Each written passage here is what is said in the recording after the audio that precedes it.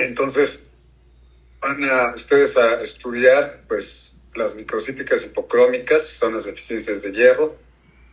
Estábamos viendo deficiencia de hierro.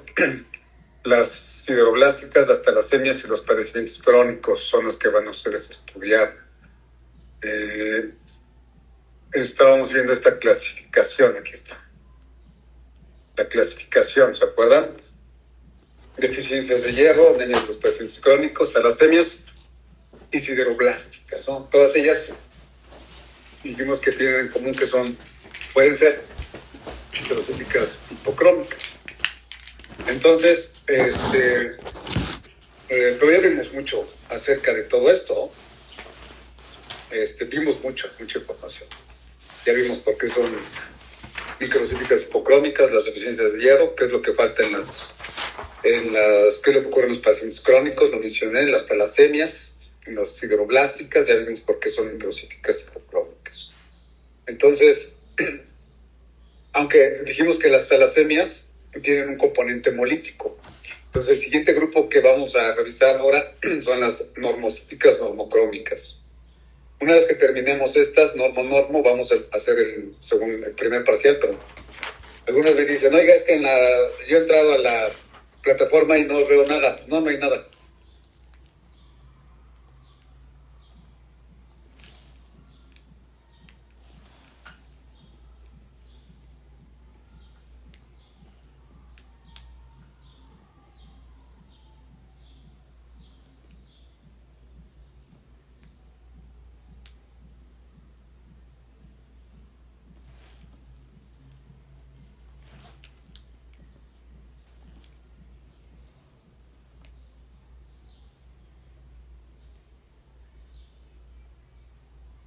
Estoy hablando y el micrófono está apagado. No sé ni qué oyeron. ¿Oyeron algo? Porque estuve hable y no sé qué oyeron. Yo estoy viendo que el micrófono está apagado, no sé desde a qué hora se apagó. Bueno, el chiste es que otra vez todos estos temas en la clasificación, las microcíticas hipocrómicas, pues van a tener que revisarlas ustedes en sus apuntes, en sus libros, ¿no? Estuvimos viendo algo acerca de la deficiencia de hierro. Ya ustedes tendrán que leer a las talasemias, a las sideroblásticas, a los padecimientos crónicos. En las bibliografías que les di al inicio, bueno, pues ahí es donde van a investigar, ¿no?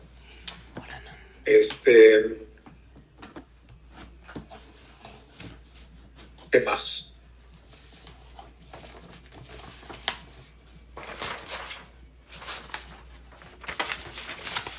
Otra vez apagó su música. Sí, ya vi que otra vez apagó. Dice que tiene la porquería esta. Gracias, por avisarme. Bueno, ahorita veo que está encendido. Entonces, las microcíticas hipocrómicas, pues son estas, ¿no? Deficiencia de hierro, sideroblásticas, talasemias, padecimientos crónicos. Les decía que ya hemos visto mucha información de esto. ¿Sí? Ya ustedes tienen que ir a sus libros a precisar algunos puntos, pero la mayoría de la información, los conocimientos necesarios para entender a cada una de estas ya los tienen. ¿Sí? Ya saben por qué son microhipo, ¿no? Ya saben que en las talasemias hay deficiencias de cadenas clorínicas, en las sideroblásticas hay deficiencia de protoporfirina. En los padecimientos crónicos, bueno, pues ya tendrán que leerlo. Van a ir a leer entonces lo que falta de deficiencia de hierro. Les decía que el siguiente grupo que vamos a revisar son estos de las anemias normocíticas. Y dentro de estos padecimientos están, dentro de estas anemias están los padecimientos hemolíticos y las anemias por deficiente producción. ¿Sí? Fíjense, en las anemias normocíticas, normocrómicas, el volumen es normal. Por lo que quiere decir eso es que pues hay hierro, hay globinas, hay protoporfirinas. Se sintetizó la hemoglobina normalmente porque hay todos estos componentes de la hemoglobina. A diferencia de aquí, ¿no? Aquí no hay. O no hay hierro, o no hay globinas, o no hay protoporfirinas. Pero aquí sí hay todo eso. Por eso los eritrocitos tienen un tamaño normal, un volumen globular medio normal. Y por lo tanto, el peso de la hemoglobina es normal porque se está sintetizando hemoglobina normalmente. Y por lo tanto la concentración es perfectamente normal, ¿no? Entonces, ¿por qué hay anemia? Y todo es normal. Pues ya dijimos, ¿por qué hay anemia? O porque se están destruyendo más de los que se producen hemolíticas, porque se están produciendo menos de los que se destruyen por deficiente producción. Ahora, les decía en los cursos anteriores que, por ejemplo, las talasemias son en promedio microcíticas hipocrómicas, ¿sí? Pero las talasemias tienen un componente hemolítico, fíjense. Las talasemias, además de ser microcíticas hipocrómicas, porque no se sintetiza hemoglobina normalmente, aquí hay un componente hemolítico que vamos a revisar. Entonces, las talasemias también son hemolíticas, fíjense, son padecimientos hemolíticos, son anemias hemolíticas. Ya vamos a ver cuál es el componente hemolítico. Entonces, los padecimientos hemolíticos, aquí tenemos entonces anemias microcíticas hipocrómicas, fíjense. También tenemos cíticas normocrómicas. Y también tenemos anemias macrocíticas, es decir, los padecimientos hemolíticos pueden ser microcíticos, normocíticos o pueden ser macrocíticos, fíjense, para complicar más la situación. Bueno, vamos a comenzar con este grupo de las anemias hemolíticas. Aquí son muchas anemias hemolíticas. Vamos a ver aquí algunos ejemplos, ¿no? Vamos a ver todos los padecimientos hemolíticos. Vamos a ver solamente algunos. Bueno, pero para entender las anemias hemolíticas tenemos que entender la histología del vaso. Ya hemos visto gran parte de la histología del vaso. Vamos a ver algunos puntos nada más del vaso que nos faltó. ¿Por qué vamos a estudiar el vaso? Porque fíjense que las anemias hemolíticas, la gran mayoría de las anemias hemolíticas hereditarias, aquí hay anemias hemolíticas hereditarias y adquiridas, pero en el caso de las hereditarias son padecimientos que desarrollamos en el curso de la evolución para defendernos principalmente de Plasmodium, de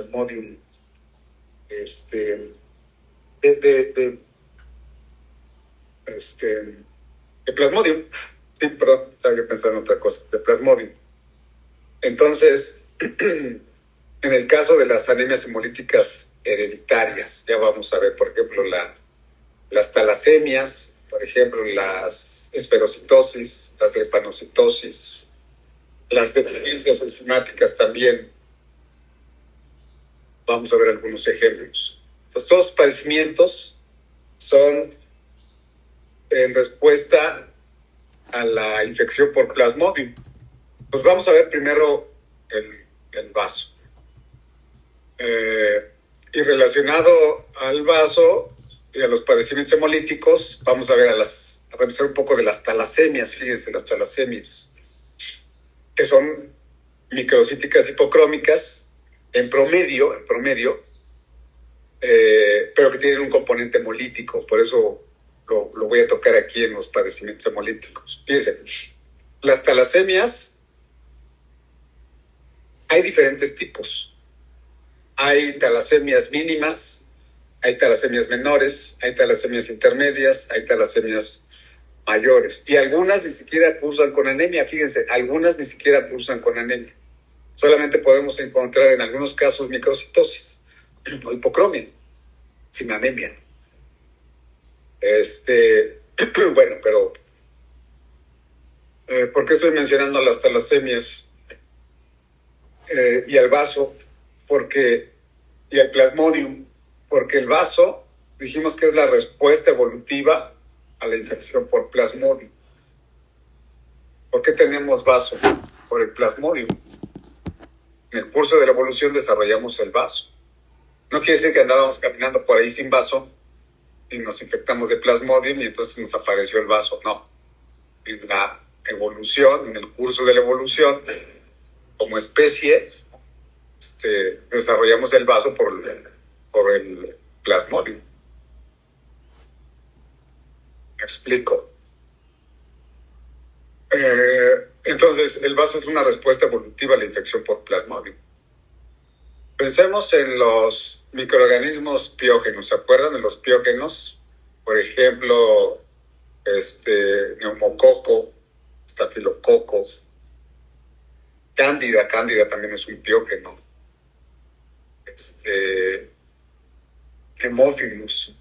Son microorganismos piógenos, es decir, microorganismos productores de pus. Entonces eso es lo que significa un piógeno, productor de pus. Entonces, pensemos en estos bichos. Fíjense, estos bichos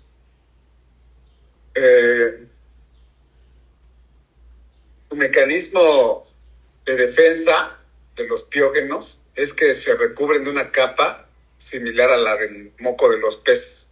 Cuando ustedes quieren agarrar un pez, sus manos, si lo intentan agarrar con sus manos, se resbala el pez. ¿Por qué? Porque tiene una capa similar a la del...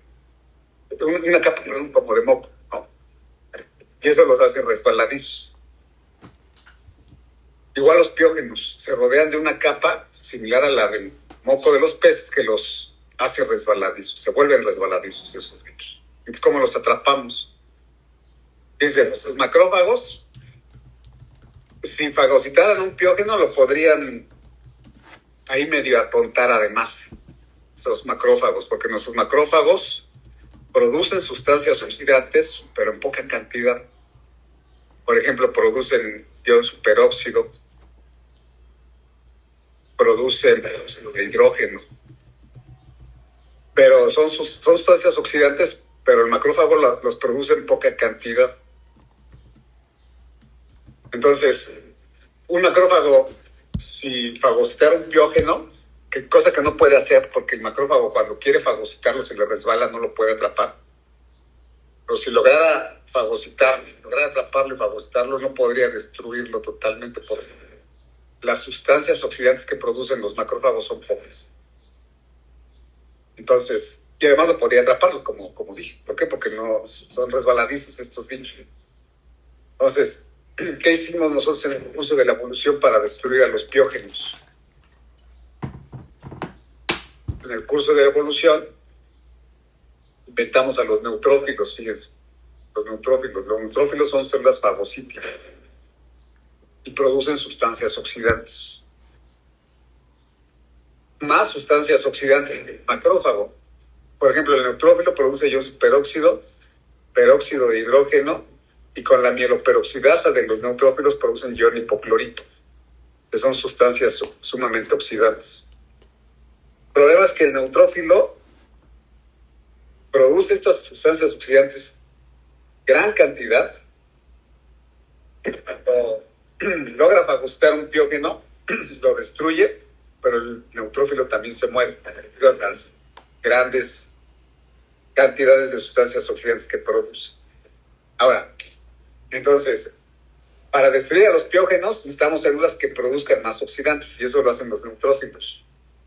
Pero el neutrófilo, aunque produzca grandes cantidades de sustancias oxidantes, no puede fagocitar a los piógenos. ¿Por qué? Por lo mismo, porque son resbaladizos. Cuando el bicho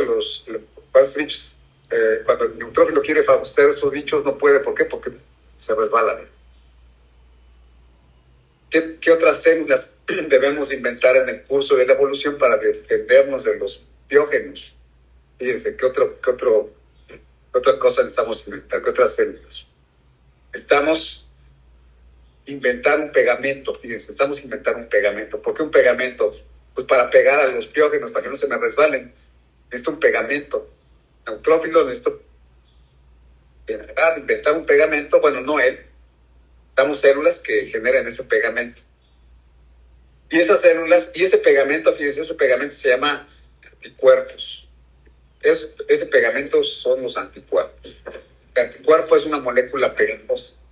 El anticuerpo tiene una zona de unión con el antígeno y tiene una zona donde se une a los receptores de membrana para la fracción cristalizable. Acuérdense que la fracción cristalizable del anticuerpo es la que se une a los receptores para esa fracción cristalizable que están en los macrófagos y están en los neutrófilos. Bueno, pero ¿quién produce los anticuerpos? Bueno, fíjense, los anticuerpos son producidos por las células plasmáticas. Las células plasmáticas son la forma madura de los linfocitos B. Entonces, ¿qué células necesitamos inventar para defendernos de los piógenos? Necesitamos inventar a los linfocitos B que maduren hacia células plasmáticas y células plasmáticas que produzcan anticuerpos. Anticuerpos que son moléculas pegajosas que por la zona de unión con el antígeno se unen al piógeno y por la fracción cristalizable se unen a los receptores para FC de esos anticuerpos. Y entonces así podemos fagocitar a esos bichos. Dice cómo nosotros tenemos células fagocíticas. Los piógenos se defienden volviéndose resbaladizos.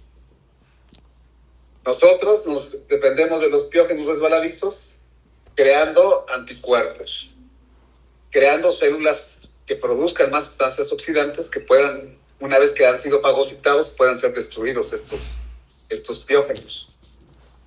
Entonces necesitamos, para defendernos de los piógenos neutrófilos, necesitamos linfocitos B que maduren hacia células plasmáticas y produzcan anticuerpos. ¿Sí? Necesitamos de esas células. Y también el macrófago va a funcionar. Porque fíjense, una vez que un neutrófilo fagocita un piógeno, ya dije que el neutrófilo se muere junto con el piógeno que ha fagocitado. ¿Y quién se come el cadáver del piógeno y del neutrófilo? El macrófago. El macrófago es una célula que se encarga de limpiar todas esas células que se han muerto, ¿no? Los macrófagos también nos van a servir. Bueno, pero ese es un mecanismo de defensa que desarrollan los microorganismos patógenos para poder infectarnos, ¿no? Para poder infectar nuestras células, es decir, que se vuelvan a resbalar. Bueno. Y nosotros producimos anticuerpos. Bueno, otro mecanismo de defensa que desarrollan los microorganismos patógenos para poder infectarnos, por ejemplo, un virus. ¿Cuál sería su mecanismo de defensa? El siguiente paso en la evolución, que los microorganismos hagan muy pequeñitos y entonces aparecen los virus, ¿no? O sea, los virus es otra respuesta evolutiva de los microorganismos patógenos para poder infectarnos. Se vuelven pequeñitos. Un piógeno lo puedo fagocitar, sí, lo puedo fagocitar con nuestros neutrófilos, pero un virus no lo podemos fagocitar ni nuestros macrófagos ni nuestros neutrófilos. ¿Por qué no lo podemos fagocitar? Por el tamaño. Se vuelven pequeñitos. Entonces el mecanismo de defensa, otro de los mecanismos de defensa de los microorganismos patógenos es hacerse pequeñitos. Y se hacen pequeñitos, ¿y cómo me defiendo de ellos? ¿Cómo los fagocito? No puedo, con mis macrófagos no puedo fagocitar un virus. Tamaño molecular. Un neutrófilo no puede fagocitar un virus tampoco. No lo podría fagocitar. No lo detecta, no lo puede fagocitar. En el curso de la evolución, ¿qué células inventamos para defendernos de los virus? Fíjense, por ejemplo, a las células NK, las Natural Killer. ¿Qué hacen las NK? Cuando la célula está infectada con virus, el virus se mete a la célula, se mete al citoplasma y se mete al núcleo. Fíjense, infecta el núcleo. Utiliza la maquinaria de la célula para replicar su DNA, para replicar el virus, para que el virus se replique. La maquinaria de la célula para reproducirse. Entonces, ¿qué tenemos que hacer con esa célula que está infectada con el virus? Matarla. Tenemos que matar esas células. Y en el curso de la evolución, para defendernos de los virus, entonces inventamos a las células NK, las natural killer. Las células NK tienen gránulos, ya vimos, que tienen perforinas y granzimas y granulonicinas. Que cuando una célula está infectada con un virus, las células NK fusionan su membrana con la membrana de la célula infectada con el virus, le vierten las perforinas que perforan la membrana. Una vez que la membrana está perforada, vierten las granzimas, las granulonicinas, y esto termina por matar a la célula infectada con el virus. Otro mecanismo. Entonces necesitamos ahí inventar otro tipo de células, a las células NK, las natural killer, para defendernos, por ejemplo, de los virus. Y también nos sirven los anticuerpos, porque un neutrófilo, un macrófago no puede fagocitar un virus, pero ¿qué tal si a través de los anticuerpos formamos complejos virus anticuerpos? Un complejo suficientemente grande como para que un neutrófilo, un macrófago, pueda fagocitar esos virus. También se pueden destruir así, a través de ese mecanismo, formando complejos virus anticuerpos. Y los macrófagos fagocitar esos complejos de virus anticuerpos. Pues los anticuerpos también nos sirven, los linfocitos B nos sirven, los macrófagos nos sirven, las células fagocíticas nos sirven. Y nos sirven. Bueno. Entonces, en el curso de la evolución, para defendernos de los virus, pues inventamos a los linfocitos, ¿no? Las células NK, natural killer. Bueno. Hay varios mecanismos dependiendo del bicho, ¿no? Varios mecanismos de defensa, de evolución y contraevolución dependiendo del bicho. Pero fíjense, uno de los microorganismos más exitosos en la historia de la humanidad es el Plasmodium. Plasmodium, los 4 tipos de Plasmodium. ¿Por qué Plasmodium? Porque Plasmodium es el más exitoso. ¿Por qué? Porque el Plasmodium se mete al eritrocito y es invisible. Entonces, una de las estrategias de los microorganismos patógenos es hacerse invisibles. No es que desarrollen el poder de invisibilidad, sino que se meten al eritrocito. Y los anticuerpos no me sirven porque no puedo detectar al Plasmodium en el interior del eritrocito. O sea, no hay mecanismos para que se meta el anticuerpo al eritrocito, ¿no? Y pueda pegarse al Plasmodium. Las células NK no me sirven. No hay mecanismos para que podamos perforar la membrana del glóbulo rojo y fusionar la membrana de la célula NK con la membrana del glóbulo rojo y perforarla y matarla. No existe ese medicamento, ese mecanismo.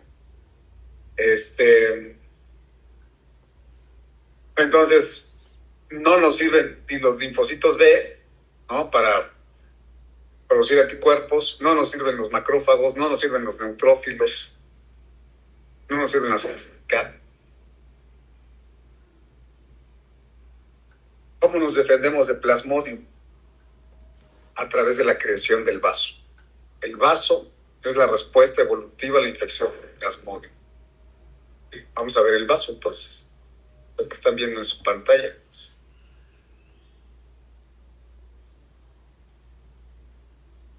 Bueno, vamos a quitar esta diapositiva. O sea, el vaso es la respuesta evolutiva a la infección por Plasmodium. ¿Por qué el vaso es la respuesta evolutiva a la infección por Plasmodium? Vamos a ver.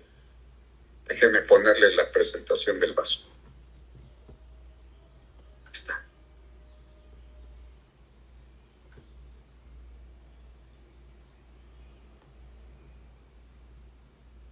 Acuérdense que la circulación en cualquier otro territorio de nuestro organismo es así. Arteria, arteriolas, vasos cada vez más pequeños, capilares, y los capilares se continúan con las vénulas. Y las vénulas en vasos más grandes, venas más grandes. Así es la circulación en cualquier otro territorio de nuestro organismo.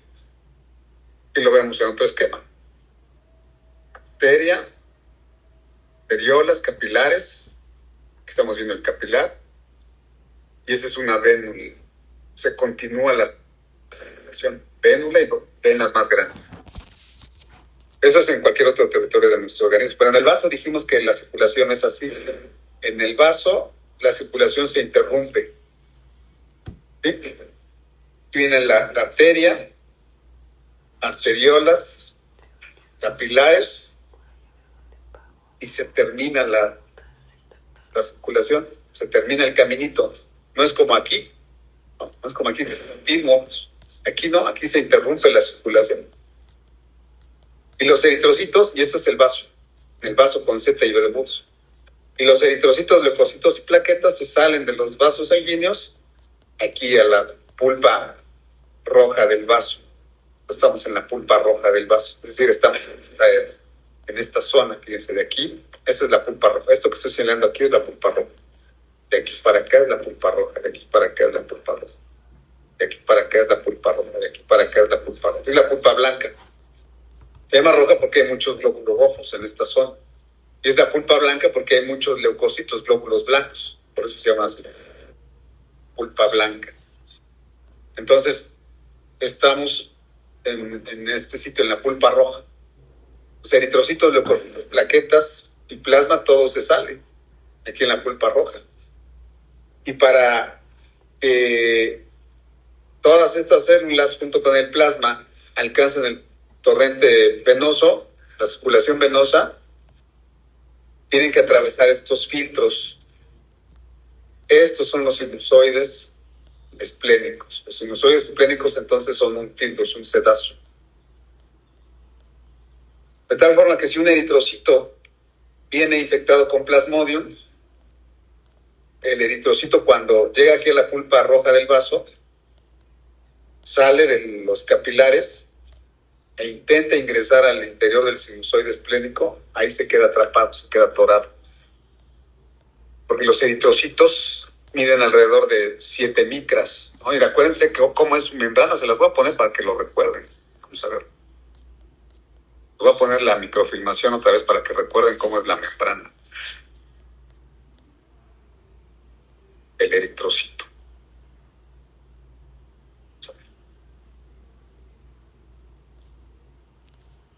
Pero ya se las pongo.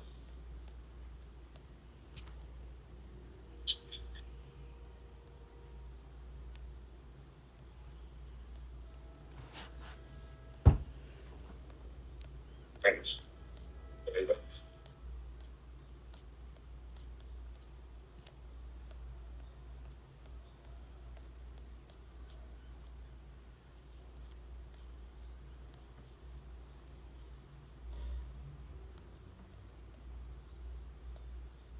Ahora sí lo están viendo. Bueno, pues ahí ya recordamos esta imagen, ¿no? Estamos viendo a los eritrocitos, cómo su membrana es extremadamente deformable, fíjense cómo se deforma la membranita, se aplasta toda. Muy, muy deformable. Vimos que su membrana es 100 veces más deformable que el caucho. Vamos a verlo otra vez. ¿Sí lo están viendo? El video, la microfilmación. Sí, doctor.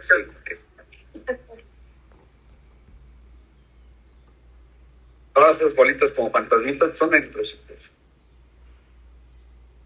Extremadamente deformables. Cuando un plasmodium se mete allí, la membrana del plasmodium del eritrocito es muy, muy deformada, pero el plasmodium no. Entonces, cuando un eritrocito, la idea es que cuando el eritrocito pase por el vaso, ahí no puede atravesar. Es un filtro, es un sedazo. Para eso, en el curso de la evolución desarrollamos el vaso. Vamos a regresar otra vez a la presentación que tenemos.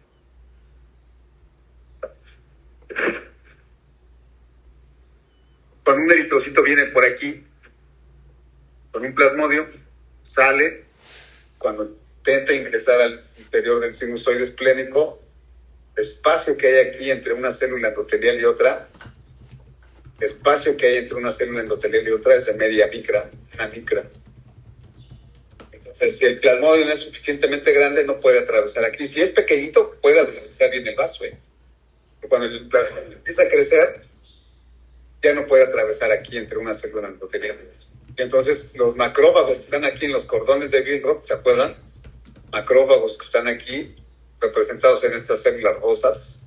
Bueno, pues los macrófagos fagocitan esos glóbulos rojos con el plasmodium. Y entonces nos deshacemos del plasmodium, fíjense. Para eso está el vaso, para eso se inventó el vaso. El curso de la evolución, una respuesta evolutiva a la infección por plasmodium. Bueno, vamos a continuar con la histología del vaso. Entonces, estos ya los conocen, estas imágenes ya las conocen, son los sinusoides esplénicos, llaman sinusoides porque son sinuosos. Esas son estructuras cilíndricas, huecas, ciegas totalmente. Los únicos espacios para meterse al sinusoide esplénico es a través de una célula endotelial y otra. Acuérdense que estas células endoteliales son planas, alargadas, lisas, como las duelas de un barril, ¿no? Es como si fuera esto un barril. Aquí estamos viendo un barril, esto que estoy señalando es un barril. Estas son las duelas de madera, pero aquí no son de madera, son células endoteliales. Y también tienen anillos, que aquí no lo vemos en este esquema. Son anillos que no son metálicos, son de colágena, que mantienen unidas a las células endoteliales. Ahorita lo vamos a ver. Ahora aquí lo vemos con otro tipo de esquema. Aquí vemos a la arteria esplénica, se va ramificando en vasos cada vez más pequeños hasta los capilares. Y entonces la circulación se interrumpe, no es como en otros territorios de nuestro organismo, ¿no? Donde dijimos que la circulación es continua, aquí no, en el vaso, ¿no? Aquí en el vaso se interrumpe la circulación, se corta la circulación. Entonces, eritrocitos, leucocitos, plaquetas y plasma, todo tiene que ingresar aquí al sinusoide. Estas estructuras cilíndricas huecas, porque ya dijimos que están hechas de células endoteliales, células endoteliales. Bueno. Y aquí lo vemos en este esquema, ¿no? Fíjense, aquí vamos a ver imágenes más grandes. El vaso, sinusoide esplénico, capilares, esas estructuras cilíndricas son los sinusoides esplénicos, y aquí vemos los cinturones, como las duelas de los barriles en azul, y los anillos de acero, en este caso son de colágena, ¿sí? Aquí estamos viendo lo que mantiene unidas a las células endoteliales. Pulpa roja del vaso. Estos espacios están por fuera de los sinusoides. Los espacios que están por fuera de los sinusoides no es espacio sideral, no es vacío interestelar. Aquí hay células estromales, aquí hay fibroblastos, aquí hay macrófagos, hay leucocitos que están saliendo de los capilares que van a ingresar al interior del sinusoide. Aquí estamos viendo el esquema del sinusoide. En este caso estamos viendo la circulación continua. Aquí abajo pues vemos las indicaciones, como aquí arriba. Pero eso es en cualquier otro territorio de nuestro organismo. En el vaso dijimos que la circulación se interrumpe. Bueno, es la que les mencionaba hace un rato, ¿no? La pulpa roja, aquí hay... Esta pulpa roja es la que estamos viendo acá. Esto que estoy señalando acá. Esta imagen, entonces es la pulpa roja del vaso. Entonces sería esta parte de aquí. Todo esto que se ve de color eosinofílico, ¿no? Toda esta zona. Bueno.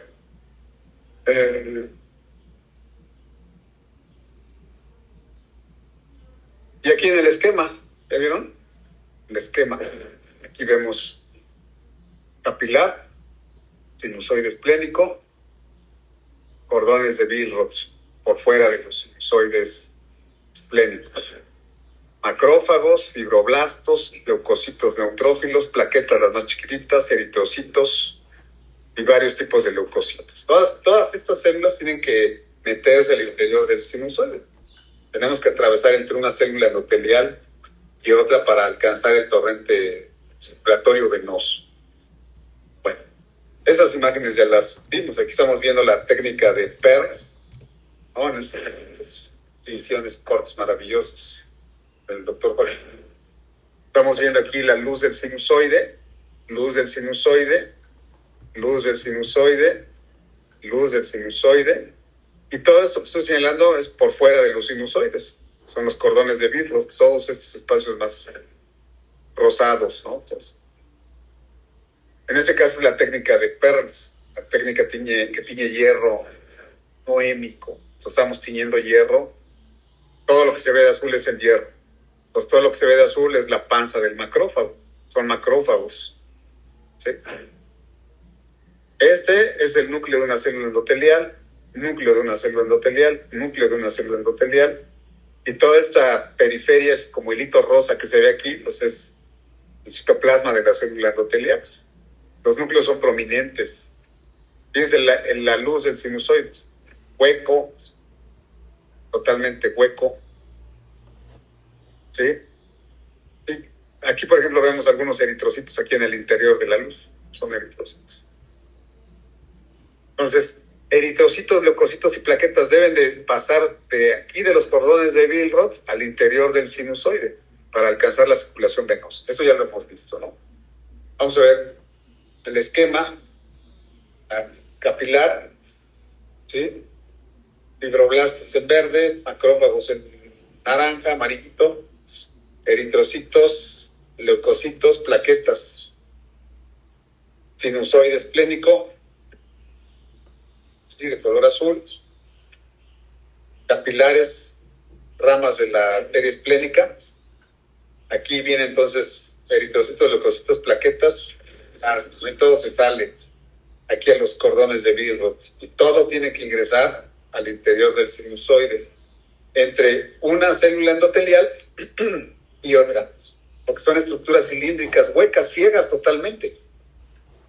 ¿Cómo atraviesan? ¿Cómo alcanzamos la circulación venosa? Atravesando entre una célula endotelial, los espacios que hay entre una célula endotelial y otra, y los espacios que hay entre una fibra de colágena.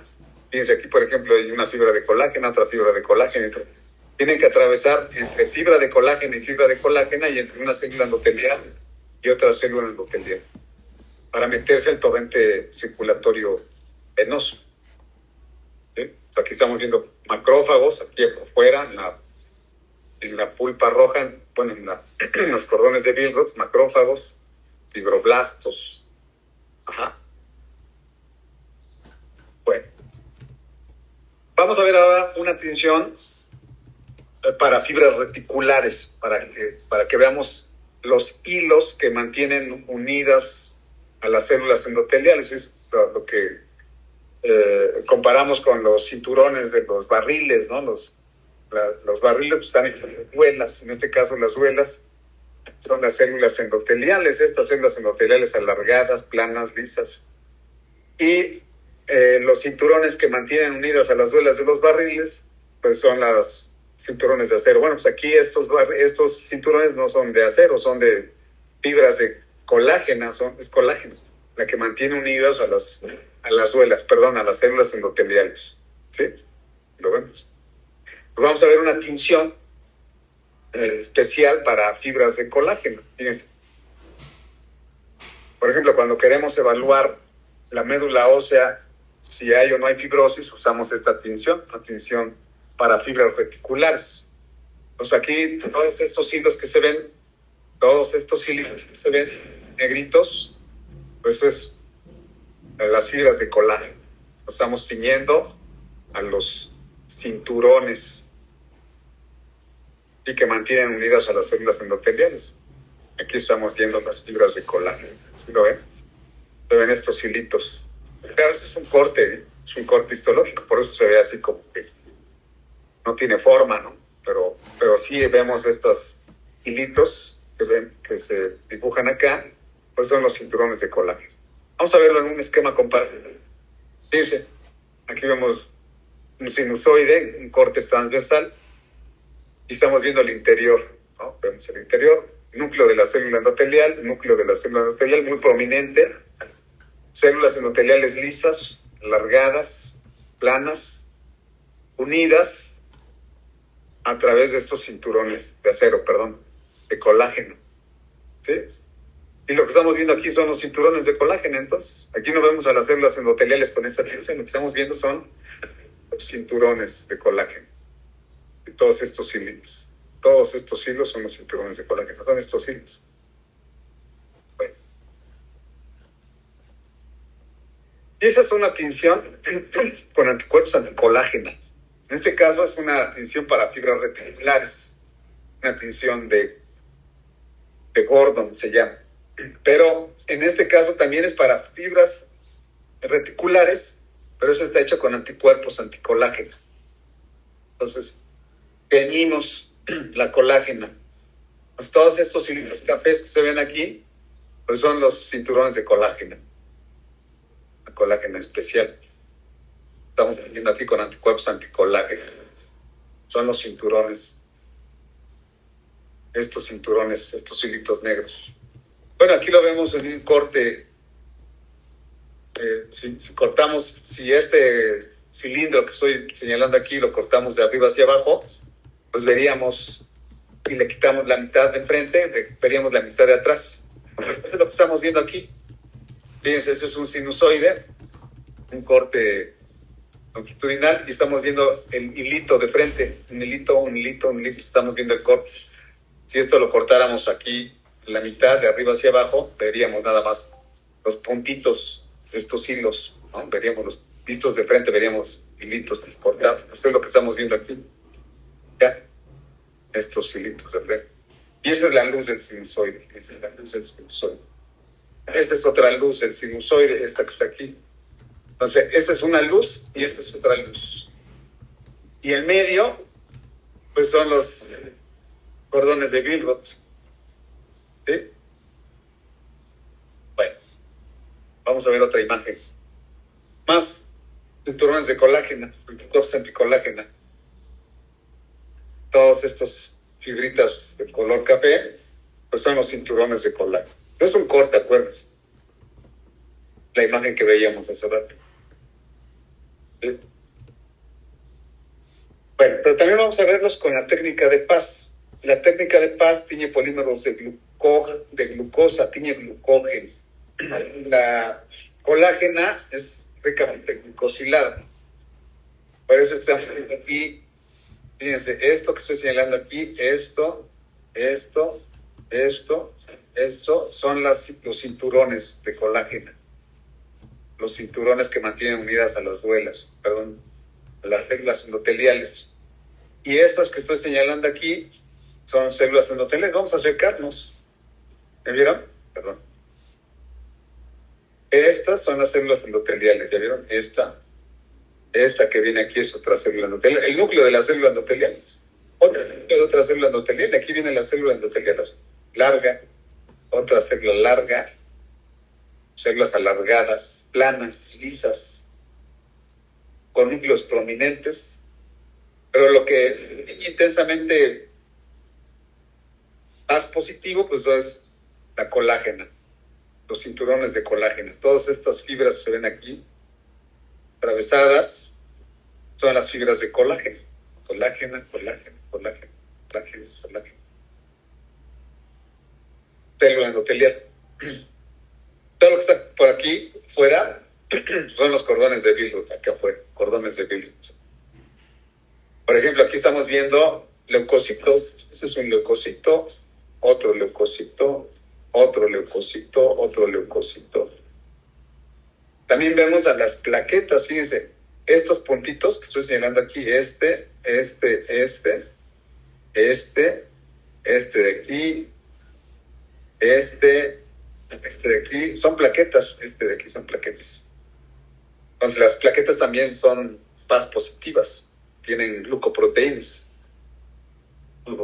plaquetarias. Los granulocitos pues, también son los neutrófilos, sobre todo tienen glucógeno, guardan glucosa en forma de glucógeno para obtener energía. Son células muy fagocíticas. Para fagocitar necesitan energía.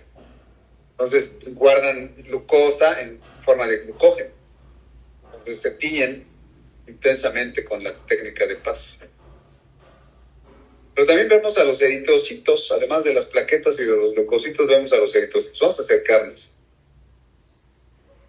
Esto que estoy señalando aquí es un eritrocito. Este que estoy señalando aquí es un eritrocito.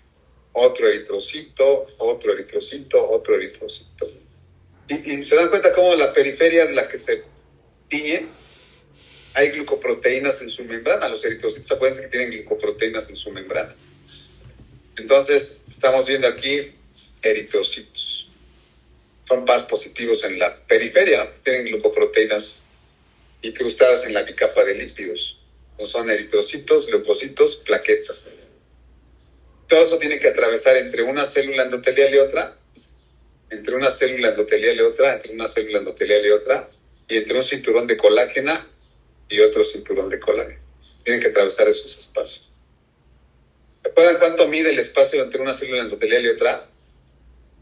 ¿Cuánto dijimos que mide el espacio entre una célula endotelial y otra? ¿Una micra? Más o menos. Media micra, una micra. Ese es el espacio exactamente que tiene que atravesar una célula. Y un eritrocito mide alrededor de 7 micras. Entonces, el eritrocito, para que pueda atravesar entre una célula endotelial y otra y entre un cinturón de colágeno y otro, tiene que aplastar su citoesqueleto, tiene que deformar su citoesqueleto. Por eso es que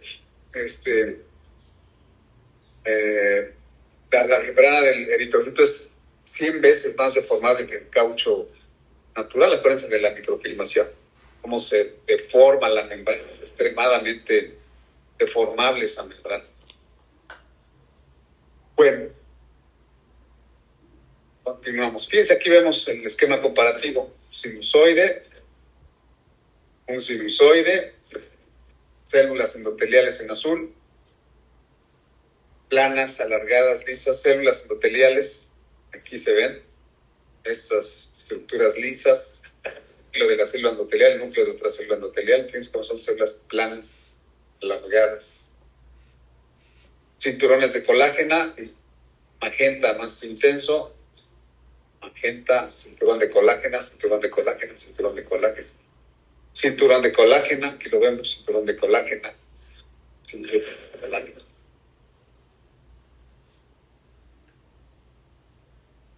Con otra técnica de contraste de fases, ¿ya vieron? Esto que se ve más en relieve es la colágena, los cinturones de colágeno. Vamos a acercarnos.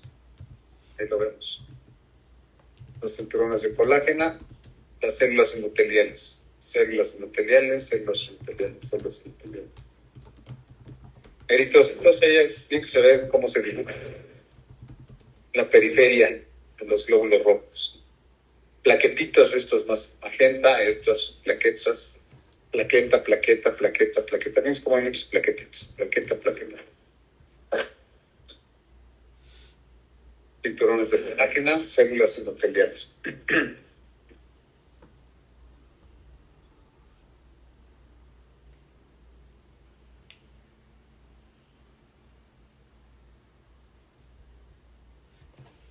Otros cortes.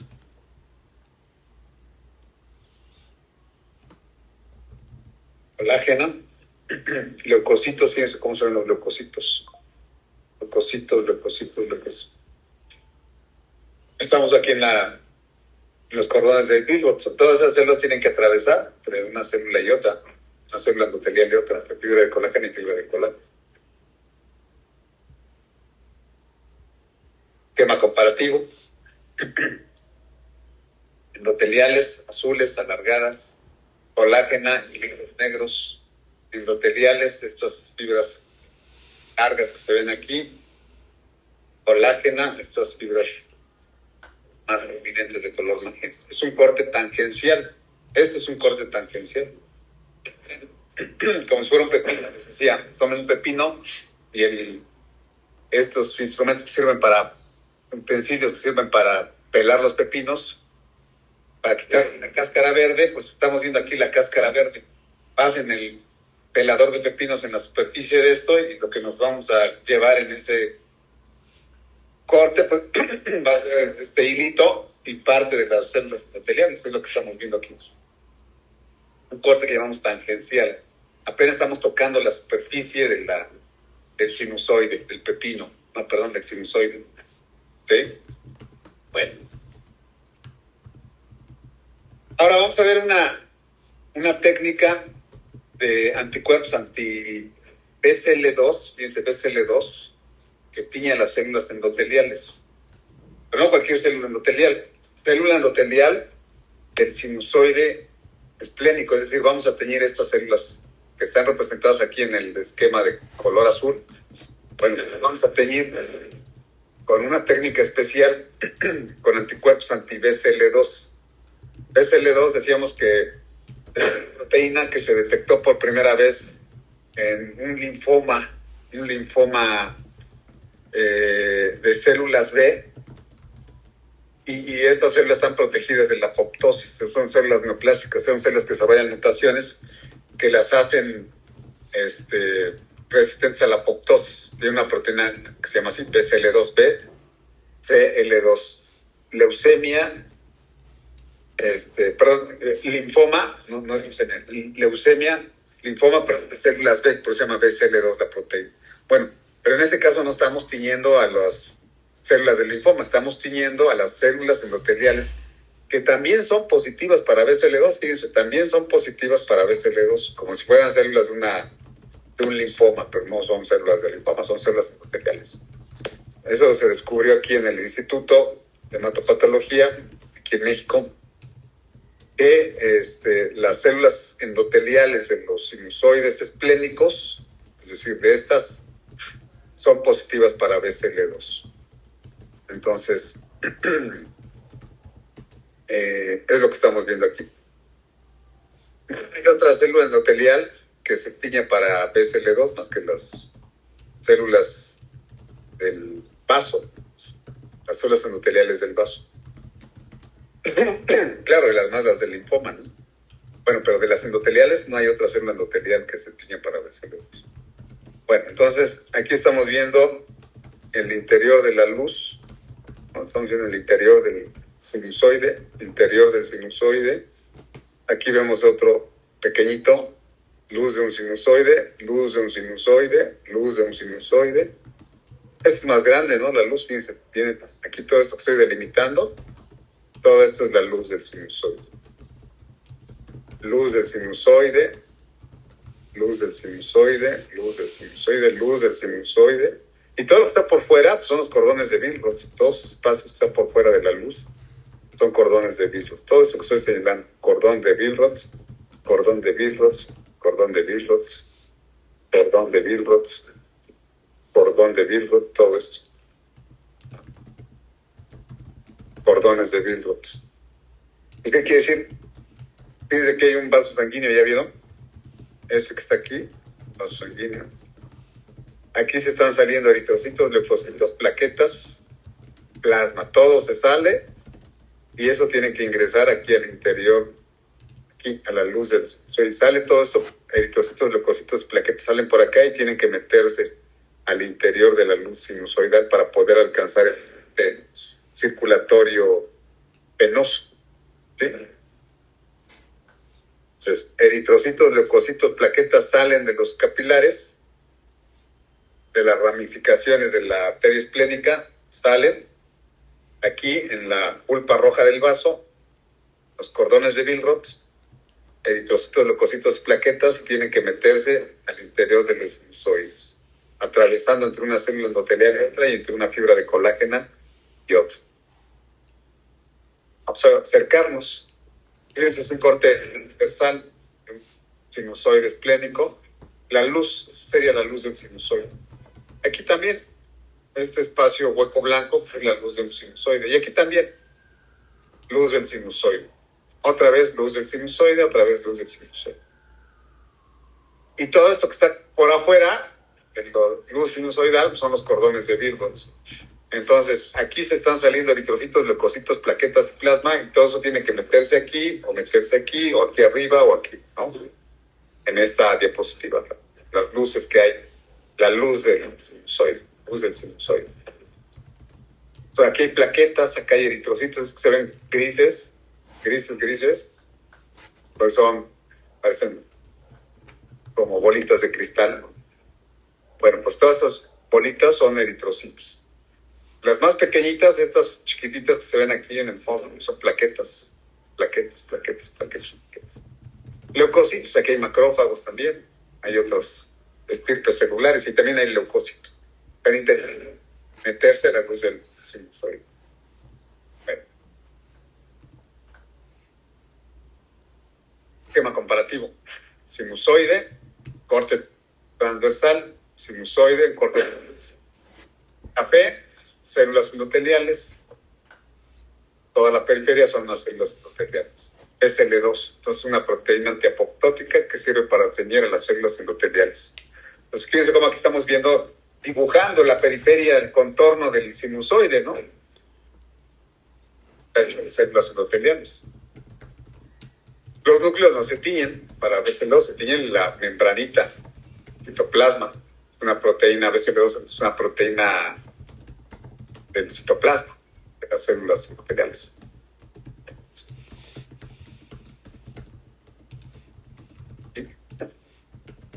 Luz del sinusoide, luz del sinusoide, luz del sinusoide. Otro corte. Fíjense, luz del sinusoide, luz del sinusoide, luz del sinusoide, luz del sinusoide, luz del sinusoide, luz. Y todo lo que está por fuera son los cordones de Billroth. Cordones de Billroth.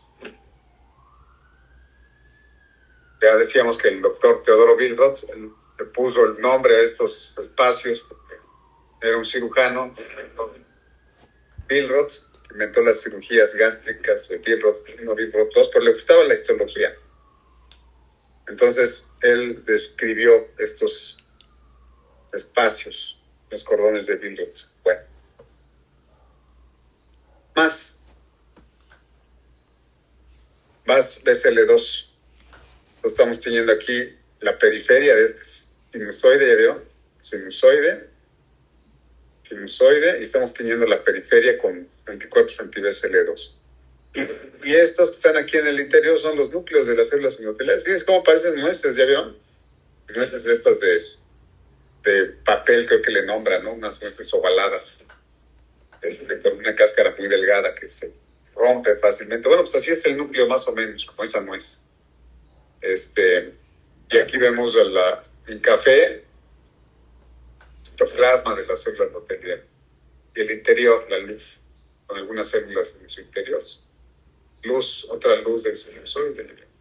Luz del sinusoide. Luz del sinusoide, fíjense cómo es sinuoso, por eso se llaman sinusoides. Cordones de Billroth. Todo esto que está por fuera, ¿ya vieron? Cordón de Billroth. Cordón de Billroth, todo esto está por fuera, cordones de Billroth por fuera. Eritrocitos, leucocitos y plaquetas se tienen que meter aquí a la luz. Aquí se tienen que meter a la luz. Aquí se tienen que meter a la luz. Fíjense, aquí hay plaquetitas, ya vieron en la luz de este sinusoide. Eritrocitos, leucocitos, plaquetas. Núcleos de las células endoteliales. Algunos leucocitos en la luz.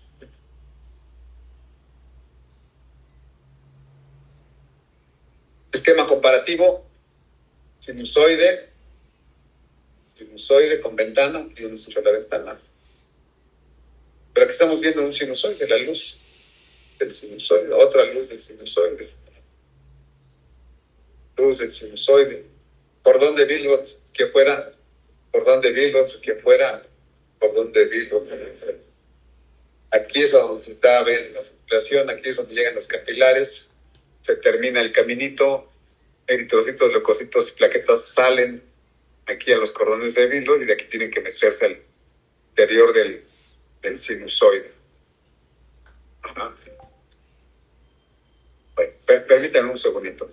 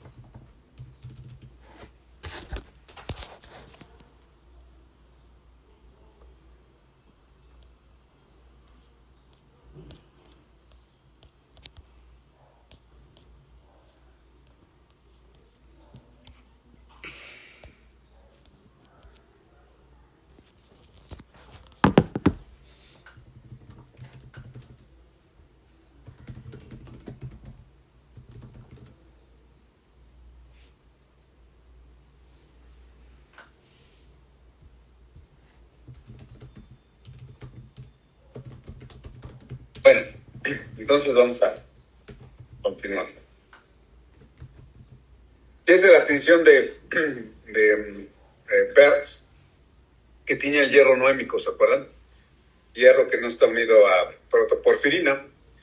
Entonces, estamos viendo otra vez un corte de vaso. Aquí vemos el sinusoide. Bien que se dibuja aquí la luz del sinusoide. Otra luz del sinusoide. Aquí abajo otra luz sinusoidal. Y esto que está entre un sinusoide y otro pues son los cordones de Virchow. Dos pasos que hay acá. Bueno, pues entonces decíamos que aquí o aquí en cualquier parte de los cordones hay vasos sanguíneos, hay capilares donde la circulación se termina y sale. Por eso es que vemos aquí muchas plaquetas, eritrocitos, leucocitos, porque todo se está saliendo de los capilares, rama de la arteria esplénica.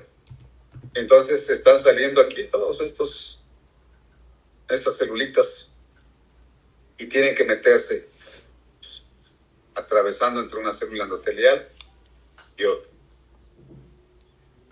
Aquí vemos, por ejemplo, este es un eritrocito, ¿ya vieron? Este es un eritrocito. La mitad del cuerpo está en la luz y la otra mitad del cuerpo del eritrocito está en los cordones de Virchow. Está aquí en los cordones de Virchow.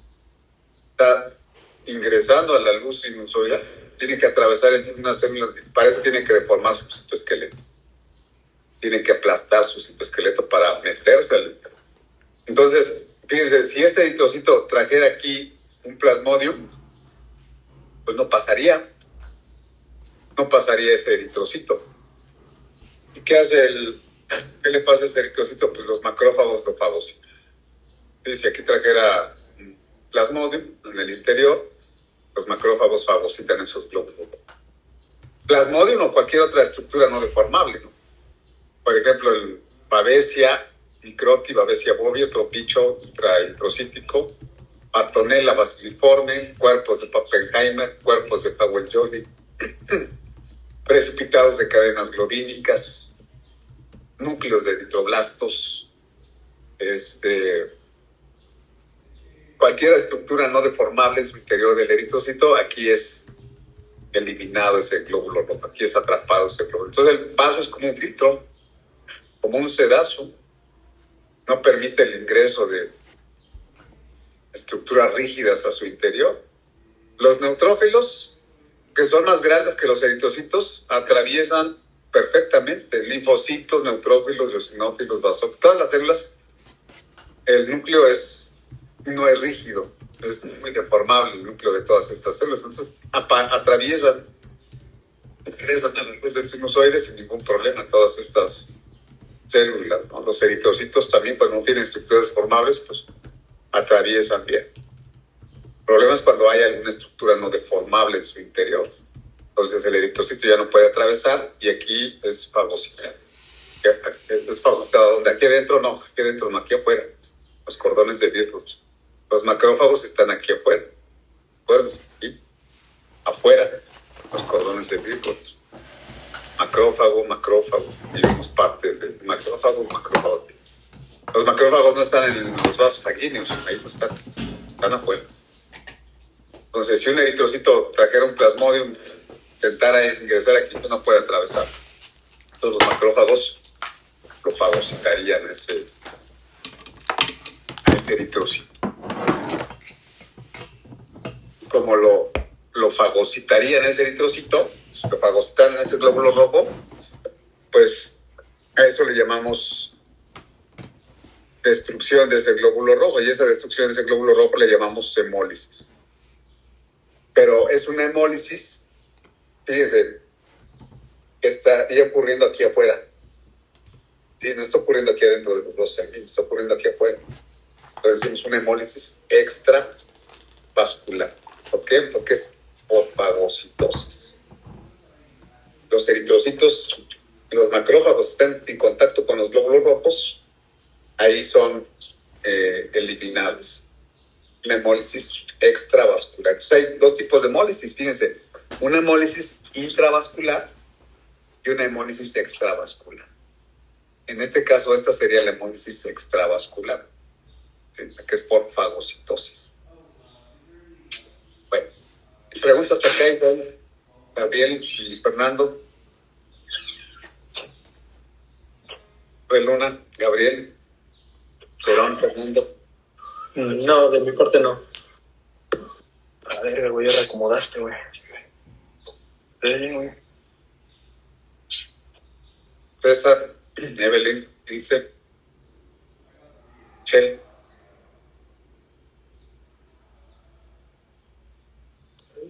Ah, está bien. Areli, Tlalpan, Diana, Miguel Aguilar, Cés. No, doctor, pero... No, doctor, todo bien. Bueno, vamos a ver.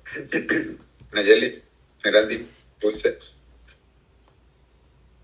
Gustavo. Está bien, doctor. Bueno, vamos a continuar entonces.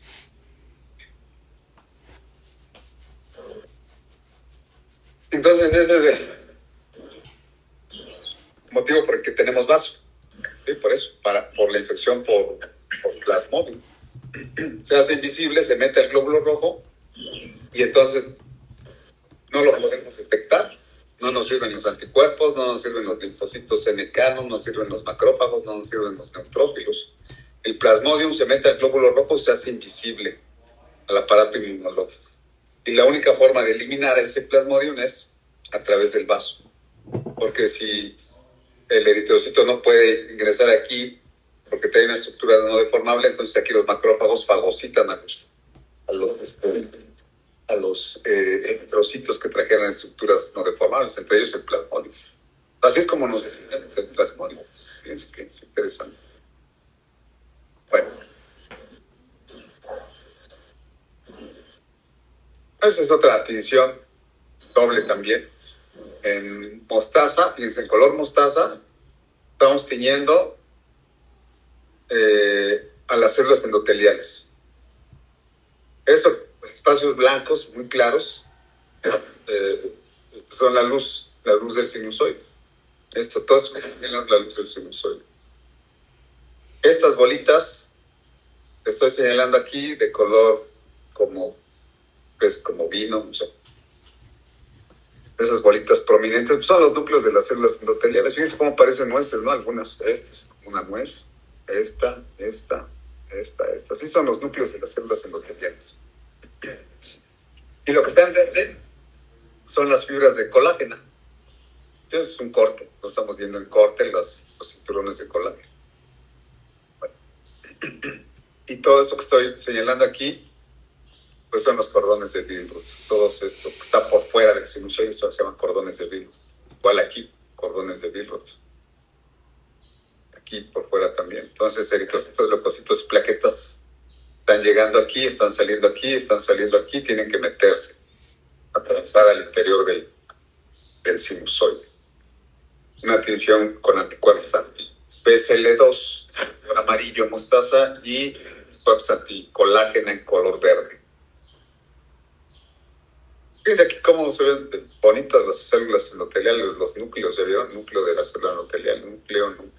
Y en color café, BCL2.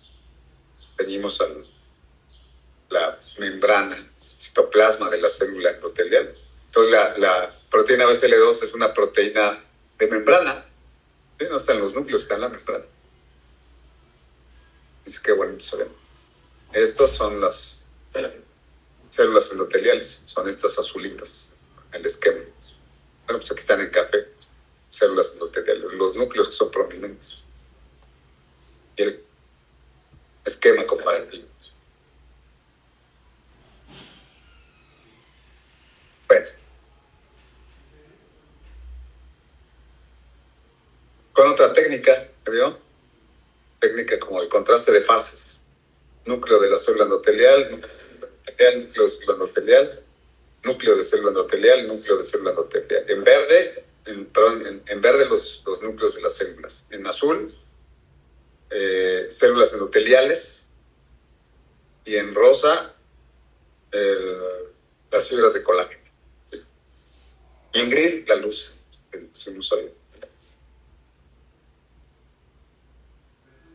El esquema comparativo, ¿no? Sinusoide esplénico, hidroblastos, verde, macrófagos, negros, hilitos negros, las fibras de colágeno. En azul, las células endoteliales. El espacio sideral no es el espacio sideral, son los cordones sanguíneos. Y eritrocitos, leucocitos y plaquetas que tienen que atravesar entre una célula endotelial y otra para el torrente circulatorio venoso.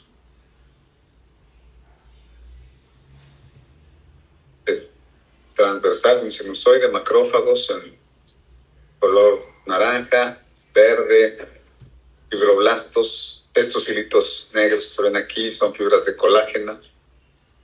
También se enredan alrededor de los sinusoides para mantener las uniones de las células endoteliales. Macrófago. Esquema comparativo. Corte transversal de un sinusoide, corte transversal de un sinusoide, corte tangencial de un sinusoide. Vemos las fibras de colágeno en las células endoteliales, tocando apenas la superficie del sinusoide. Tinción doble, ya la conocemos. Y esa es una tinción interesante, fíjense. Ahorita lo vamos a ver a más tamaño, más aumento. Pero fíjense, aquí estamos viendo el vaso, el esquema capilar, con sus eritrocitos, leucocitos y plaquetas y plasma que están saliendo de este capilar. Macrófago, que están adheridos a los vasos sanguíneos, fíjense por fuera. Fibroblastos en verde, leucocitos y plaquetas. Todo ese espacio sideral que se ve, no es el espacio sideral, son los cordones de vidrio. Bueno, en azul el sinusoide esplénico. Bueno, pero del lado izquierdo estamos viendo, fíjense, en rojo una tinción con anticuerpos anti-CD34. CD34 tiene varias cosas, entre ellas células endoteliales. Entonces estamos viendo en color rojo células endoteliales, pero fíjense, en color café, aquí esta periferia que se tiñe de color café, también estamos tiñendo células endoteliales. Sí, pero células endoteliales de los sinusoides esplénicos, es decir, es BCL2. BCL2 y CD34 en rojo. BCL2 en café, que tiñe BCL2, células endoteliales, y que tiñe CD34, células endoteliales, pero de los capilares. Cambio en café, tiñe células endoteliales, pero de los sinusoides esplénicos, sinusoides esplénicos. Entonces, ¿qué nos dice la imagen? Bueno, pues que aquí, en este sinusoide, en este capilar, teñido con CD34 en rojo, estamos viendo la luz capilar, eritrocitos, leucocitos y plaquetas están saliendo de esos capilares. ¿A dónde salen? A los cordones de Billroth. Fíjense aquí a los cordones de Billroth, se abren. Y entonces eritrocitos, leucocitos y plaquetas que vienen en la luz tienen que meterse aquí al torrente circulatorio. Una tinción doble, interesante, porque estamos viendo los dos tipos de células endoteliales, tanto las células endoteliales en café de los sinusoides y en rojo las células endoteliales de los capilares. Y entonces no es imaginación, ahí están las evidencias, ¿no?, de cómo los eritrocitos salen, se les acaba el camino, salen a la pulpa roja y tienen que atravesar entre una célula endotelial y otra para alcanzar la circulación venosa.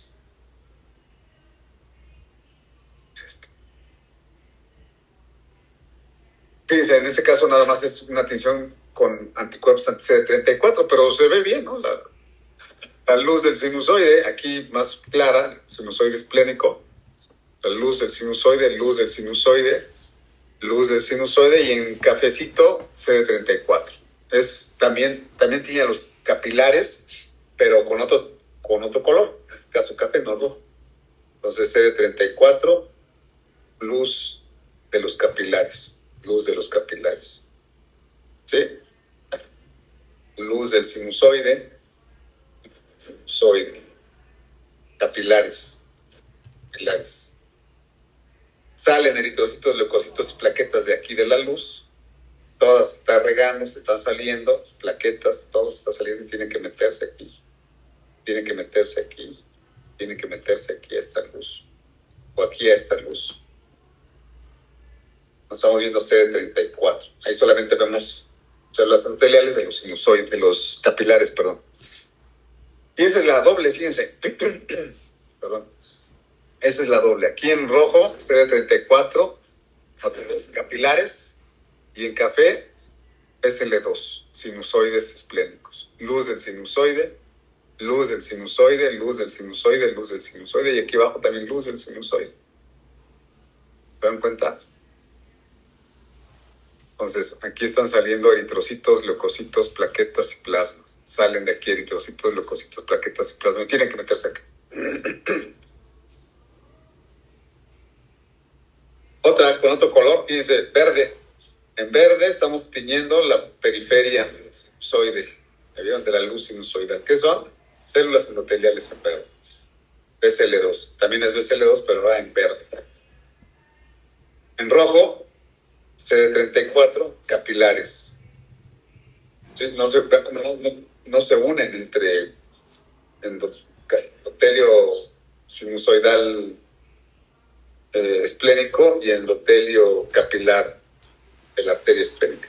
No se unen, sino que es una circulación interrumpida, es una circulación continua. Bueno, aquí se ve mejor, ¿ya vieron? Aquí se ve la luz, fíjense, vemos la luz del capilar.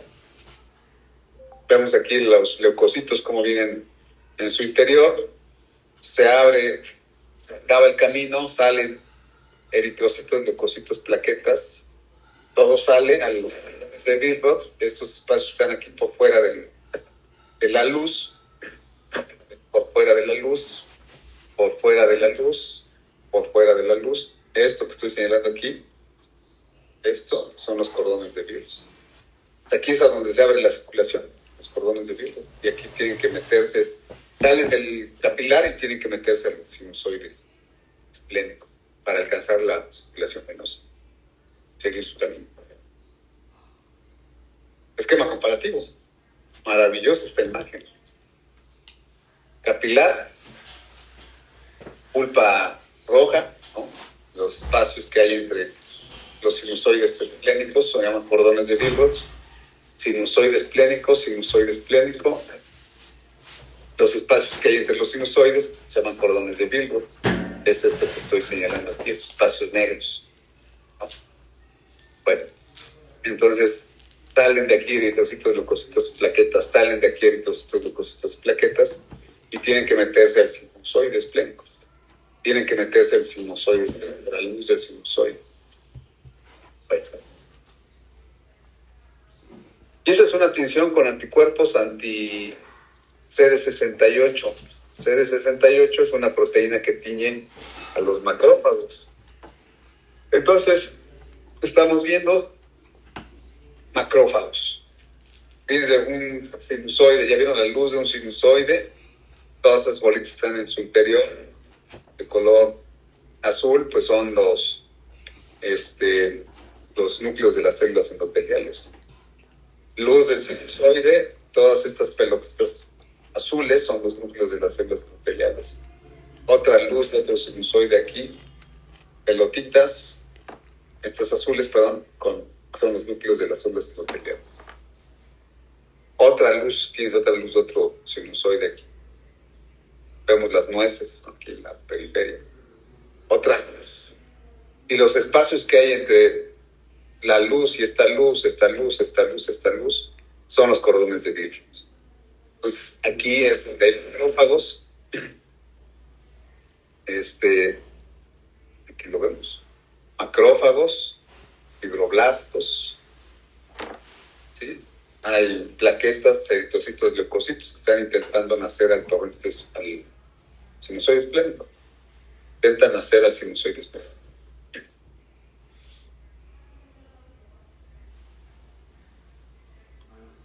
estamos teniendo ahí macrófagos. ¿Qué hacen ahí estos macrófagos? Pues fagocitando eritrocitos que no puedan ingresar al interior de la luz, ¿se acuerdan? Si cualquier estructura no deformable que trajeran los eritrocitos aquí en su interior intentaran ingresar a la luz del sinusoide, no atravesar, los macrófagos fagocitan esos glóbulos rojos. Por eso estaba repleto aquí de macrófagos. Repleto de macrófagos. Repleto de policías, ¿no? Que no dejan pasar, atrapan aquí a los eritrocitos. Bueno. Y esa es otra tinción con anticuerpos antiglicoproteínas plaquetarias. Estamos tiñendo aquí a las plaquetas. Luz de un sinusoide, luz de otro sinusoide, luz de otro sinusoide, luz de otro sinusoide. Y todo lo que se ve en café, pues son las plaquetitas. Una tinción con anticuerpos antiglicoproteínas plaquetarias, con un color café, ¿no? Entonces, fíjense cuántas plaquetas hay, muchas plaquetas.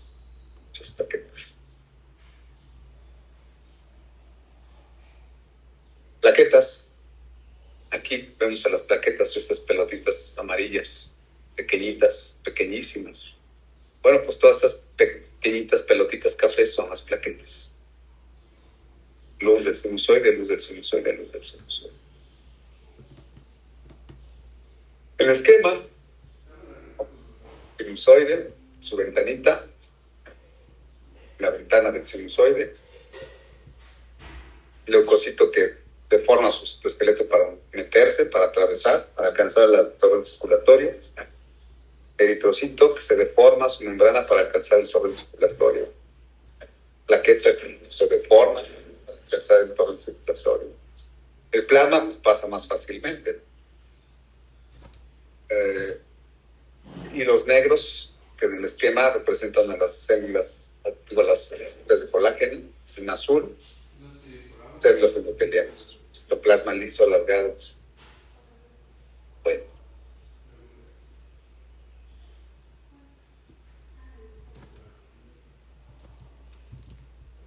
Acercamiento, cómo se deforma la membrana del neutrófilo. El núcleo se deforma perfectamente. La plaqueta pasa fácilmente, es muy pequeñita. El eritrocito pasa fácilmente cuando no trae ninguna estructura deformable. Su membrana es muy elástica, ya vimos cómo es muy elástica la membrana del rojo. Entonces esas células atraviesan bien el espacio que hay entre una célula endotelial y otra. Pero si aquí trajéramos alguna estructura no deformable, llámese plasmodium, llámese babesia, llámese cuerpo de Howell-Jolly, cuerpo de Pappenheimer, precipitados de cadenas globínicas, cualquier estructura no deformable, entonces el eritrocito no atravesaría, se quedaría atrapado por una célula endotelial. Los macrófagos que están aquí en los cordones de Billroth fagocitarían a esos glóbulos rojos, comerían.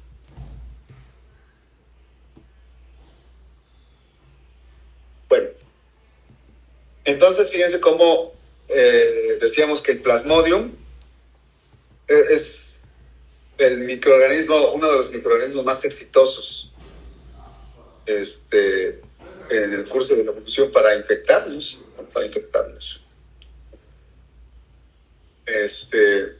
Se hacen invisibles, se meten a los glóbulos rojos y no los detectamos. No nos sirven ni los anticuerpos, ni los CNK, ni los TK, ni los B, ni los neutrófilos, ni los eosinófilos, ni los macrófagos. No nos sirven para defendernos de estos bichos. Por eso es que en el curso de la evolución inventamos el vaso, ¿no? Desarrollamos el vaso. ¿Y qué hace el plasmodium? Fíjense, el plasmodium se queda ahí, ¿no? Se queda así, ¿no? También evoluciona. Nosotros evolucionamos inventando el vaso. ¿Y qué hace el plasmodium? Evoluciona también. ¿Cuál es su mecanismo de evolución del plasmodium? Bueno, pues ahora viene plasmodium falciparum. Fíjense, plasmodium falciparum. ¿Qué hace plasmodium falciparum? Plasmodium falciparum, el plasmodium evita el paso por el vaso. Fíjense, esa es su contraestrategia, evitar el paso por el vaso. El Plasmodium falciparum, cuando es muy pequeñito, se mete al eritrocito y cuando es muy pequeñito puede atravesar entre una célula endotelial y otra. Pasa el Plasmodium falciparum perfectamente. Pero una vez que empieza a crecer, le dice al eritrocito, no pases por el vaso porque allá están los policías, me van a atrapar. Mejor quédate aquí. Me gusta esta zona, se ve bonito, una zona residencial. Y aquí se ve bonito. Pégate a mí. Voy a desarrollar moléculas de adhesión que voy a expresar a través de tu membrana y me voy a pegar al endotelio vascular. Evita el paso por el vaso Plasmodium falciparum. Entonces el vaso ya no nos sirve, ¿no? Porque ya no nos podemos defender del falciparum. ¿Y qué hacemos nosotros en el curso de la evolución? En el curso de la evolución desarrollamos mutaciones en los genes de las globinas de la hemoglobina. ¿Cómo mutaciones en los genes de la globina de la hemoglobina? Así, fíjense. Vamos a ver.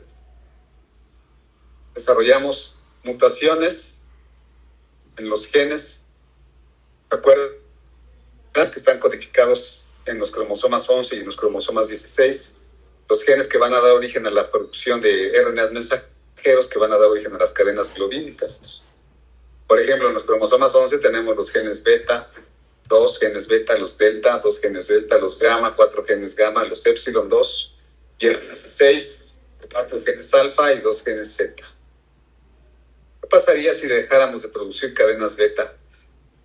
Si no hay producción de cadenas beta, las betas se unen con las alfa. ¿Para qué? Para formar hemoglobina A, 97%. ¿Qué pasaría si no formamos cadenas beta? Fíjense, eso es lo que sucedería. Vamos a ver este esquema. Hay producción de cadenas beta, los genes que producen las cadenas beta están perdidos, hay una deleción, una mutación en este gen. Y entonces las beta que se van a unir con las alfa no se unen. ¿Por qué? Pues porque no hay beta. ¿Y qué le pasan a las alfa? Se oxidan, se precipitan. ¿Y eso dónde está ocurriendo? Está ocurriendo en el eritroblasto, en la maduración del eritrocito. Está ocurriendo en la médula ósea. Cuando ese eritrocito repleto de cadenas globínicas en su interior, aquí vemos el esquema de la médula ósea, sinusoide medular, aquí arriba estroma medular, un eritroblasto que acaba de expulsar el núcleo, pero que tiene exceso de cadenas alfa libres. ¿Por qué tiene exceso de cadenas alfa libres? Porque faltan las cadenas beta y sobran las cadenas alfa, y las cadenas alfa se oxidan, se precipitan. Cuando este eritrocito intenta nacer al torrente circulatorio no puede. ¿Por qué? Porque tiene precipitados de cadenas globínicas. ¿Y qué sale? A veces, si no hay muchos oxidantes en la médula ósea, las cadenas globínicas no se precipitan, no se oxidan. Y entonces el reticulocito expulsa el núcleo, el eritroblasto autocromático expulsa el núcleo, le faltan los genes beta, no tiene genes beta, por lo tanto no produce globina A y sobran las alfa, y como las alfas sobran, no se oxidan en ese momento, no se precipitan, y entonces el eritrocito nace normalmente al torrente circulatorio. Pero ya en la luz, en el torrente circulatorio hay una mayor cantidad de oxidantes, y esos oxidantes ¿qué hacen? Oxidan a las proteínas, a las globinas de la hemoglobina, se oxidan, se precipitan, y cuando ese eritrocito que lleva en su interior cadenas globínicas alfa oxidadas y precipitadas, y este eritrocito llevara un Plasmodium falciparum, el eritrocito junto con el Plasmodium y las cadenas globínicas cuando llegan al vaso ya no podrían atravesar. ¿Sí? Ya no podrían atravesar en el vaso. No tengo aquí un esquema del vaso, una imagen del vaso, no. Bueno, entonces ya no podrían atravesar en el vaso. Y ahí sería removido el eritrocito junto con las cadenas globínicas, junto con el Plasmodium falciparum. Entonces, en el curso de la evolución desarrollamos mutaciones que nos defienden del paludismo. Principalmente de falciparum, pero de cualquier especie nos defienden, ¿no? De cualquier especie de plasmodium. Principalmente de falciparum. Entonces, ¿qué son las talasemias? Las talasemias son anemias que pueden ser microcíticas hipocrómicas, padecimientos hereditarios por disminución en la producción de cadenas globínicas. Hay una disminución en la síntesis de cadenas globínicas, o ausencia de cadenas globínicas, ausencia de producción de cadenas globínicas. Y ese es un ejemplo, ¿no? Nos faltan las cadenas beta. Las betas se unen normalmente con las alfa para formar hemoglobina A. Si nos faltan las beta, nos sobran las alfa. Y las alfa que sobran se oxidan, se precipitan y eso es lo que lleva a la destrucción de esos glóbulos rojos, a la destrucción de los eritrocitos. Entonces, fíjense, las talasemias, además de que no se sintetiza hemoglobina porque no hay cadenas globínicas, ¿sí? Entonces, si no hay cadenas beta, no formo hemoglobina A, fíjense, no sintetizo hemoglobina A. Oiga, pero sí hay alfa, sí, pero las betas se unen con las alfa, y como no hay beta, pues no formo hemoglobina. Entonces, cuando mido la hemoglobina A, está en cero. Esa sería una beta talasemia. Como tenemos dos genes beta, los dos genes beta no producen cadenas beta. Y entonces sería una beta talasemia mayor, donde hay cero de producción de hemoglobina A. La única que encontramos es la hemoglobina 2 y la hemoglobina fetal. Pero no hay hemoglobina A. ¿Por qué no hay hemoglobina A? Pues porque no están los genes beta. ¿Por qué no están los genes beta? Porque hubo una deleción en el curso de la evolución, en el curso del desarrollo de nuestra especie, ¿no? De los mamíferos. Hubo mutaciones en los genes beta que hacían que se produjera menos, o no se produjeran las cadenas beta, pocas o nada. ¿Sí? Nada de cadenas beta. Son mutaciones que desarrollamos en el curso de la evolución para defendernos del plasmodium. ¿Sí?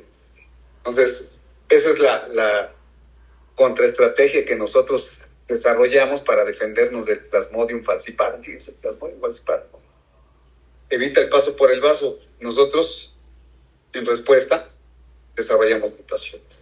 Mutaciones en los genes beta, o en los alfa, o en los gamma, o en cualquier gen.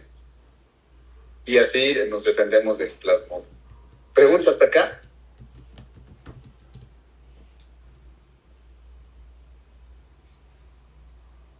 O sea que la mutación en esas cadenas nos puede causar anemia. O sea que un mecanismo de defensa, una consecuencia sería una anemia. Sí, exactamente. Fíjense, si no producimos cadenas beta, esas mutaciones nos llevan a la no producción de cadenas beta. Si no producimos cadenas beta, las beta que se unen con las alfa, no formaríamos las uniones de beta con las alfa. Y si no tenemos uniones de beta con las alfa, no formamos hemoglobina A. Y si no sintetizamos hemoglobina, pues los eritrocitos son chiquitos e hipocrómicos, microcíticos e hipocrómicos. Entonces, una consecuencia de esto es que esos pacientes tienen anemia. ¿Por qué tienen anemia? Pues porque no sintetizan hemoglobina. ¿Por qué no sintetizan hemoglobina? Pues porque faltan los genes, ¿no? Las mutaciones en los genes son múltiples, entonces eso es otro rollo, eso es mucho. No nos daría tiempo abarcar talasemias en el curso, ¿no? Pero esa es la idea principal, ¿no? Eso es lo que ocurre. No hay mutaciones que hacen que no se produzcan los genes beta. Por ejemplo, mutaciones que ya seguramente ustedes ya llevaron algo acerca de esto, ¿no? Ya vieron talasemia, seguramente genética, yo creo. Hay mutaciones por deleciones, por pérdida de los genes. Mutaciones por codones de terminación prematura, defectos del splicing. Hay muchas mutaciones. Pero en este caso, entonces, lo que no se produce es la hemoglobina. No hay una adecuada síntesis de hemoglobina. ¿Por qué? Pues porque no hay hemoglobina. Entonces, esto nos lleva a anemia, ¿no? Y además, a una anemia por dos causas, ¿no? Anemia porque no se sintetiza hemoglobina, porque no hay globinas de la hemoglobina. Pero también hay un componente hemolítico. ¿Cuál es el componente hemolítico? Las que sobran. Las que sobran se oxidan, se precipitan, y cuando esto está ocurriendo en la médula ósea, pues el eritrocito, el reticulocito no puede salir de la médula ósea y los macrófagos fagocitan ese glóbulo rojo. ¿Sí? Entonces hay hemólisis. Ahora, ¿por qué se llaman talasemias? Talasemias quiere decir, talas quiere decir mar. Hemia, anemia. Entonces quiere decir anemia del mar. Y se llama así porque los primeros casos que se describieron los descubrió el doctor Thomas Cooley. Él fue el que las describió a las talasemias, las describió y las descubrió. Y los primeros que vio fue en personas que viven a la orilla del mar Mediterráneo, los países que bordean el mar Mediterráneo, todo el norte de África, fíjense, todo el norte de África, aquí abajo está África, España, Francia, Italia, Grecia, Turquía, todos los países que bordean el mar Mediterráneo. Ahí es a donde descubrió el doctor Cooley estos padecimientos. Por eso se llaman talasemias, ¿sí? Pero entonces son específicos, son del país que bordean el mar Mediterráneo. No, aquí en Puebla hay talasemias, en Oaxaca hay talasemias, en Chiapas hay talasemias, Sonora hay talasemias, en todo el mundo hay talasemias. Sí, pero fueron descritas por primera vez en países que bordean el mar Mediterráneo.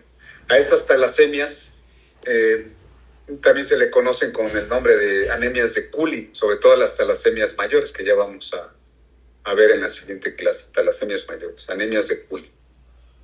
Bueno, entonces estamos viendo talasemias solamente como parte de la explicación del vaso, como introducción para explicar el vaso y como introducción para explicar a las anemias hemolíticas. Entonces tienen un componente para las talasemias.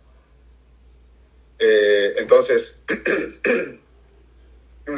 vamos a ver a las talasemias desde el punto de vista hemolítico, ¿sí? Desde el punto de vista hemolítico. Solamente vamos a mencionar algunos aspectos.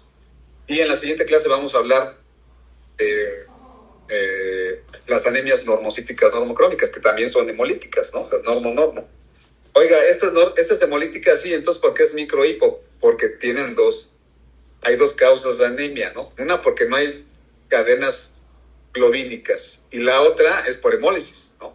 Entonces tienen un componente hemolítico, las talasemias tienen un componente hemolítico. Entonces le voy a pedir por favor a su compañera Aileen para la siguiente clase que me recuerde que vamos a ver talasemias. Vamos a hablar acerca de las talasemias y vamos a empezar con las hemolíticas, ¿sí? Solamente voy a mencionar algo de las talasemias. Ya ustedes tienen que estudiar deficiencia de hierro, sideroblásticas, talasemias, padecimientos crónicos, ¿no?